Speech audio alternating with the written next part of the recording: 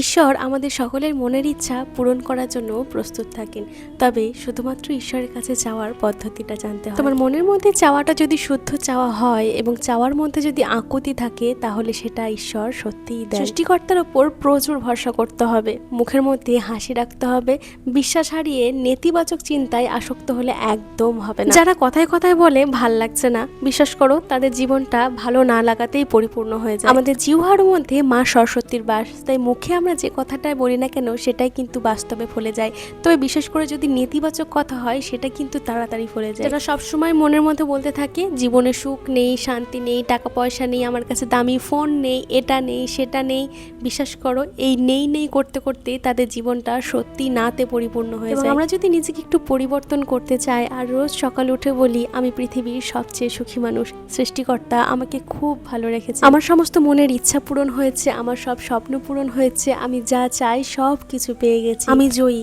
আমি সব পারি, বিশ্বাস করো এই পজিটিভ কথাগুলো জীবনের এক আলাদাই মূল্য তৈরি করে। যেটা তোমার স্বপ্ন, যেটা তুমি বহুদিন ধরে চাও, দেখবে সেটা ঠিক তোমার দোরগোড়ায় হাজির হয়েছে শুধুমাত্র ইতিবাচক চিন্তার শক্তি। মানুষের উপকার করতে না পারলেও ক্ষতি করো না, ক্ষতি চেয়েও না।